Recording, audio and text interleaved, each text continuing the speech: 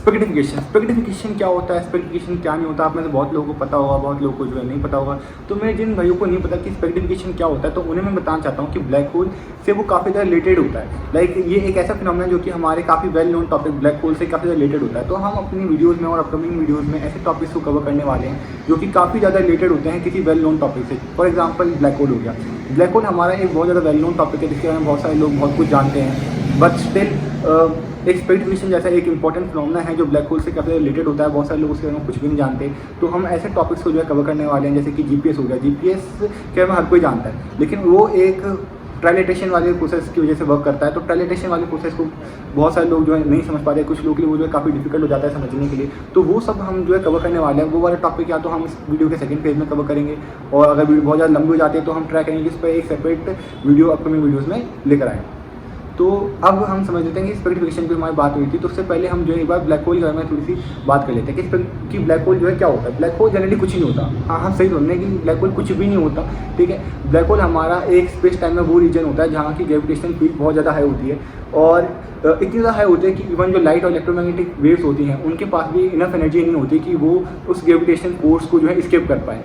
तो ये हमारा ब्लैक होल जहाँ ग्रेट अमाउंट ऑफ मैटर को जो है हम बहुत ही छोटे से एरिया में कंप्रेस करके रखते हैं, तो वो ब्लैक होल में कन्वर्ट हो जाता है। अगर हम किसी भी ऑब्जेक्ट को उसके स्क्वाश या रेडियस तक कंप्रेस कर लेते हैं और इसमें हम पॉसिबल होते हैं, तो हम किसी भी ऑब्जेक्ट को जो है ब्लैक होल में कन्वर्ट कर सकते हैं। तो अब आपका ये एक जनरल सा क्वेश्चन होगा कि अगर ब्लैक होल को क्रिएट करना इतना ज़्यादा आसान है, ठीक है, अगर हमें बस किसी ऑब्जेक्ट को उसकी स्क्वाश या रेडियस तक ही जो है कंप्रेस करना है और वो जो चीज़ है वो ब्लैक होल में कन्वर्ट हो जाएगी, तो उससे हमारी रिसर्च काफ़ी ज़्यादा मतलब ईजी हो जाएगी। ब्लैक होल पर रिसर्च हमारी बहुत सारे साइंटिस्ट जो कर रहे हैं अभी तक, बट उतना नहीं जान पाए हैं अभी तक ब्लैक होल को, ठीक है। तो अगर हम खुद का ब्लैक होल ही लैब में जनरेट कर लेते हैं तो हम क्यों ना ऐसा कर लेते, ठीक है। तो अब इसका रीज़न ये है सिंपल सा, ठीक है, कि इसका हम किसी भी ऑब्जेक्ट को जो है इसकी स्क्वाश या रेडियस तक इसीलिए कंप्रेस नहीं कर पाते बिकॉज दो एटॉम्स के बीच में एक इलेक्ट्रोमैग्नेटिक फोर्स होती है। अब हमारे पास ऐसी कोई टेक्नोलॉजी नहीं है कि हमारे पास ऐसी कोई वो नहीं है कि हम किसी भी जो ऑब्जेक्ट है उसको हम उसके स्क्वाश या रेडियस से कंप्रेस कर पाएँ, बिकॉज जो दो एटम्स के बीच में जो इलेक्ट्रोमैग्नेटिक फोर्स होती है वो उन दो एटम्स को कंप्रेस होने से बचाती है। तो हमें इतनी हाई अमाउंट ऑफ एनर्जी चाहिए जो इस इलेक्ट्रोमैग्नेटिक फोर्स को काउंटर कर पाए और दो एटम्स काफ़ी हद तक जो है कंप्रेस हो जाएँ। तो वो उतनी अमाउंट ऑफ एनर्जी हम अभी प्रोड्यूस नहीं कर सकते अपने लैब्स में, हमारे पास ऐसी कोई खास टेक्नोलॉजी है नहीं। बट ऐसा भी नहीं कि हम जो है ब्लैक होल से भी इसी तरीके से जो है क्रिएट कर सकते थे। हम स्पेस टाइम को कर्व करके भी ब्लैक होल जो है क्रिएट कर सकते हैं। या आप लोगों ने सही सुना कि हम स्पेस टाइम में जहाँ भी हमारा एक कर्वेचर होता है वहाँ ग्रेविटेशन फील्ड हाई हो जाती है, तो हम स्पेस टाइम को कर्व करके भी जो है ब्लैक होल कन्वर्ट क्रिएट कर। स्पेक्टिफिकेशन, तो आज का हमारा जो मेन टॉपिक है स्पेक्टिफिकेशन, हम उस पर बात करते हैं। स्पेक्टिफिकेशन को एस्ट्रोफिजिक्स में नोडल फिर भी बोला जाता है। अगर मैं आसान शब्दों में समझाना चाहूँ कि स्पेक्टिफिकेशन क्या है, तो ये हमारा कुछ नहीं चेंज इन शेप ही कहते हैं हम इसे, ठीक है।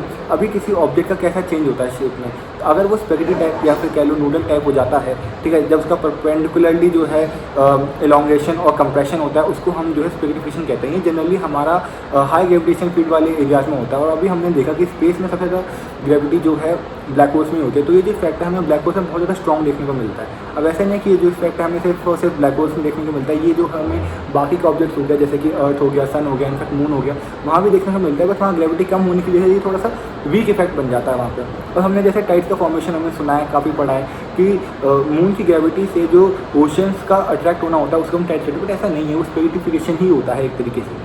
और हमें ये भी पता है कि जो ब्लैक होल्स हैं वो जनरली बहुत डिफरेंट टाइप्स के होते हैं। ऐसा कोई पर्टिकुलर साइज़ नहीं कि ये जस्टिफाई करता है कि ब्लैक होल्स का एक एग्जैक्टली यही साइज़ होता है। ब्लैक होल्स जो है किसी कंट्री जितने, किसी कॉन्टिनेंट जितने, प्लैनेट जितने, इनफैक्ट एक गैलेक्सी जितने बड़े भी हो सकते हैं, और होने के लिए वो एक कॉइन जितने छोटे भी हो सकते हैं। तो ये स्पेक्टिफिकेशन का इफेक्ट है, ये हर ब्लैक होल के लिए डिफरेंट होता है।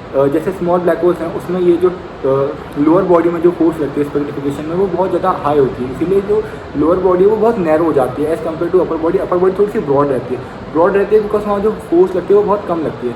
बट जो बड़े ब्लैक होल्स होते हैं थोड़ा सा उसमें upper body lower body top to toe जो फोर्स है बहुत इवन लगती है। तो अब आई होप आप लोगों को समझ आ चुका होगा कि स्पेक्टिफिकेशन क्या होता है। दोबारा अगर मैं बहुत ज़्यादा शॉर्ट में बताऊँ तो वर्टिकली इलोंगेशन और हमारा हॉरिजॉन्टली कंप्रेशन जो हमारा एक थिन शेप में हमें किसी भी ऑब्जेक्ट को कन्वर्ट करके दे देगा, उस फिनोमेना को हम स्पेक्टिफिकेशन कहते हैं, जो कि हमारा इंसेनली हाई ग्रेविटेशन फील्ड के प्रेजेंस में होता है। और जो सबसे ज़्यादा स्ट्रॉन्ग है ब्लैक होल्स में। सो गाइस, हम अपने वीडियो के सेकंड पार्ट में आ चुके हैं, जहाँ हम जीपीएस की वर्किंग पे थोड़ी सी बात करने वाले हैं। जीपीएस यानी कि हमारा ग्लोबल पोजीशन सिस्टम के बारे में तो हम लोग जानते हैं, जो हमारे नेविगेशन, ट्रैकिंग, मैपिंग और लोकेशन में काम आता है।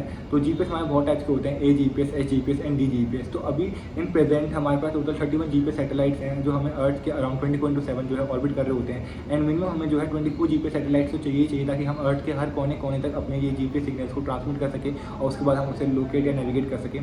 तो अभी हमारे पास जो टोटल 31 जीपीएस सैटेलाइट हैं, इसमें से मेजॉरिटी ऑफ जो सैटेलाइट्स हैं वो हमारी यूएस की हैं, बट हम मानते हैं कि जो गैलियो सैटेलाइट यानी कि जो यूरोपीय सैटेलाइट्स हैं वो अभी प्रेजेंट टाइम में बेटर वर्क कर रही हैं बाकी अदर सैटेलाइट से।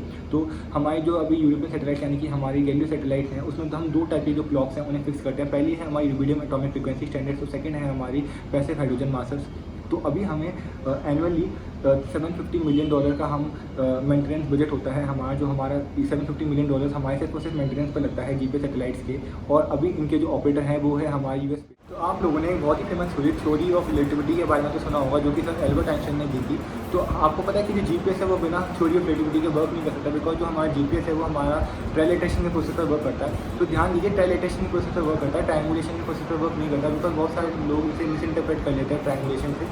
ट्रायंगुलेशन हमारा वो प्रोसेस है जिसमें हम एंगल्स को जो है काउंट करते हैं और हम डिस्टेंस को मेजर करते हैं ट्रायलेटेशन में, यानी कि ट्रायलेटेशन हमारा वो प्रोसेस है जिसमें हम डिस्टेंस मेजर करते हैं, ठीक है, और ट्रायंगुलेशन में हम जो है एंगल को मेजर करते हैं। तो इसमें एक डिफरेंस है, तो इसमें आप जो है कंफ्यूज ना होइएगा, ठीक है। तो अब जो है हमारी जो जीपीएस सैटेलाइट्स हैं वो हमारी 12,000 माइल्स, ठीक है, या कह लो 20,000 किलोमीटर हमारे अर्थ सरफेस से ऊपर होती है, जिसकी वजह से एक ग्रेविटेशनल टाइम रिलेशन जो है क्रिएट हो जाता है। इसीलिए हम जो है जीपीएस सैटेलाइट्स में एटॉमिक क्लॉक्स को जो है फिक्स करते हैं, ठीक है। तो जब हमारे जो जीपीएस सैटेलाइट्स हैं वो हमारे रेडियो वेव्स को ट्रांसमिट करती हैं और हमारे फ़ोन में लगा हुआ जो जीपीएस रिसीवर है वो उसे रिसीव करता है, फिर उसे वो डिकोड करता है by synchronising them to atomic clocks, ठीक है। तो इसमें इस सारे प्रोसेस में जो है अगर 1 नैनो सेकेंड का भी डिले होता है तो वो हमारा लीड करता है हमारे 1 फुट के मिस कैलकुलेशन को, ठीक है।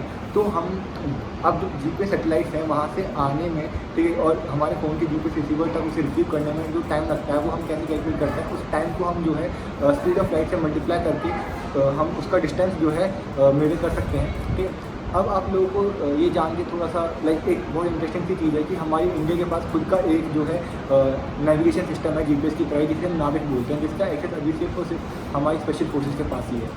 तो हमारी इसी के साथ जो वीडियो है आपको लगता है ट्रायलेटेशन और स्पेसिफिकेशन दोनों टॉपिक जो अच्छे से समझ आ गए हैं, तो इसी के साथ हमारी वीडियो आज खत्म होती है। अगर आपको वीडियो अच्छी लगी तो उसे लाइक करिए, शेयर करिए, कमेंट करिए।